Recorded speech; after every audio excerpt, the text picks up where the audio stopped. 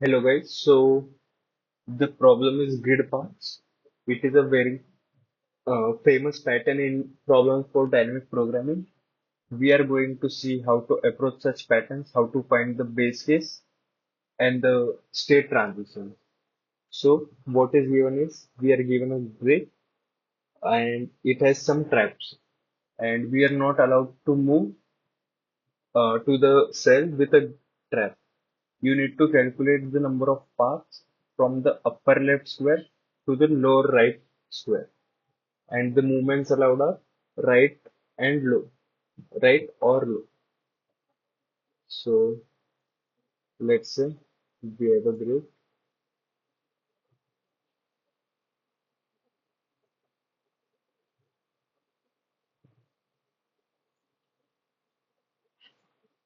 Sorry for the drawing.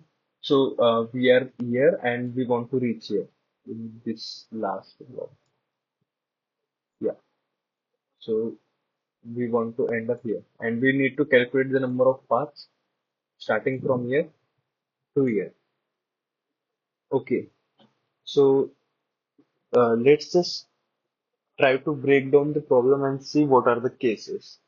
And also the condition is, the conditions are we can move towards the right or we can move down. So basically right or down. And also if there is a trap in any of the cell, we cannot move to that cell. So if there is a trap, we cannot move. So, and we start from this cell. So the first thing that comes to the mind is if the starting cell has a trap, if the starting cell only has a trap, then we won't be able to move. So in that case, our answer will be 0. Okay. So there's one more case that we try to break down the base conditions. Like if you see all these cells, how can we go to these cells? There's only one way we can reach all of these cells, which is using the right movements. We can use right, right, right, and go from here. And so if you see any cell here, there is only one way to reach it, that is using right, right, right, right, right. Okay, so this is the case that the first row will have all the possible number of paths as one. But what if there is a trap in between? So once we get a trap, we won't be able to make the right move from here, right? So the number of paths to come here would be 0 because we can't get here. So similarly for all of this, it gets 0 from the first time we encounter a trap, and otherwise it's 1 because there's only one there.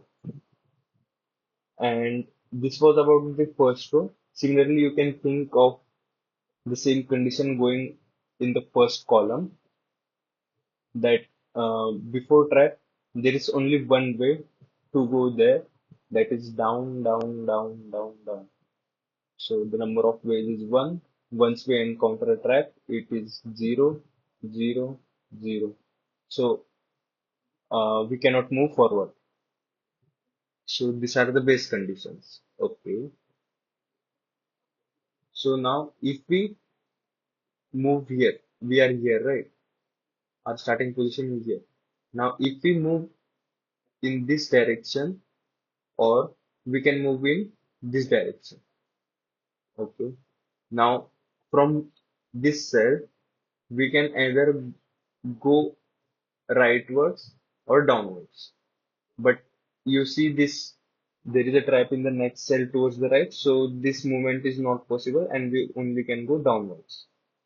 Similarly, from this cell, we can go rightwards or downwards, but downwards has a trap, so we won't get here and we would get here. Now, instead of considering these directions and going with that flow, we will see that what are the ways we can reach to a particular cell.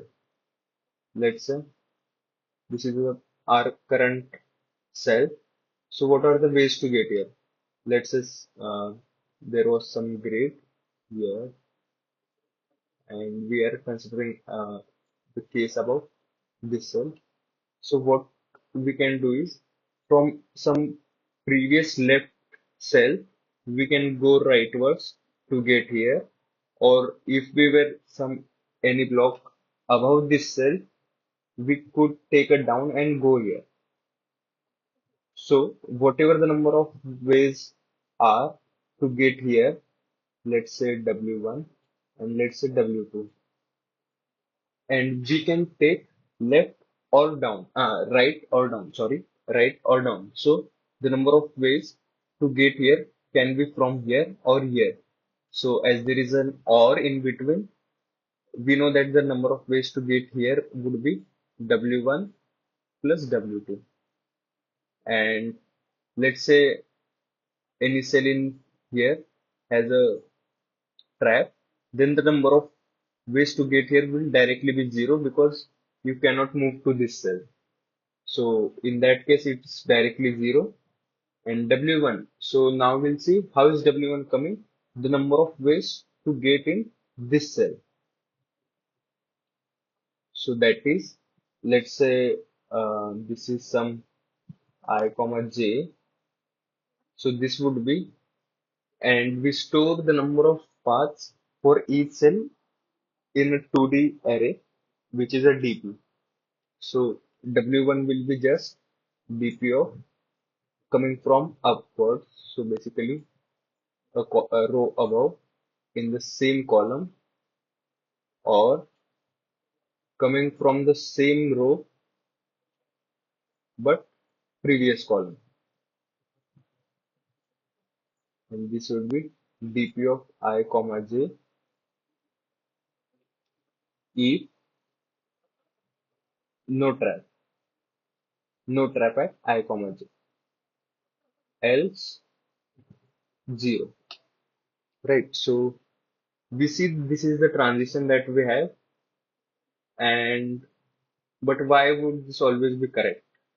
So let me tell you that we have considered this both of these base cases, the first row and the first column. So now if we start considering the cells from here on, like the submatrix from 1 comma 1, let's say this was 0 comma 0. So this will be 1 comma 1 until n minus 1 comma n minus 1. So now we can easily consider this matrix because the number of ways in the above one is fixed and we know the logic for that. That is easy. And from now on, for any cell, we can easily calculate. Like for this, it will be 1 plus 1, which is 2. Now, for this one, we cannot get from up. We can only come from here. And to come here, we had two ways. So basically, this will also be 2 plus 0, 2. Now, this has 0, so similarly here also 2, 2, 2. And similarly, this will also have 2 because this is 0, only come from here. Now, this cell would have a total of 4 ways, like this, and multiple ways. You can check that on your own. And so basically, this basic transition will give us all the ways to reach this cell. Now we want the number of ways to start from starting and reach here. So the number of ways to get here would be stored at dp of n minus 1, n minus 1. And yes, this will be our answer. So let's see the implementation. We take the input, we define an array. Okay. So if the starting cell is if the starting cell has a trap, then we directly output 0 because the movements are not possible. Now we consider the first uh, row, sorry, the first column, and if we get a trap, we just break. Otherwise, all of the values before the trap are all 1. And similarly for the row. Now we consider this set from this grid. from the 1 comma 1 this subgrid, and we calculate all the values like bp of I comma j. So if it is not a trap, we can directly use the value from the cell above or leftwards, and basically do the mod operation to make sure it is in the limits, and we just output the number of paths at n minus 1, n minus 1. And in Java, as any array is initialized by zero values, we did not take care of if the values are what are the initial values like in C++. So yeah, that's it. Hope you understand it, and let me know in the comments that if there's any confusion. I also solved a similar problem uh, in a cool courses round, so you can also refer to it to find the hard version of such problems. Thank you.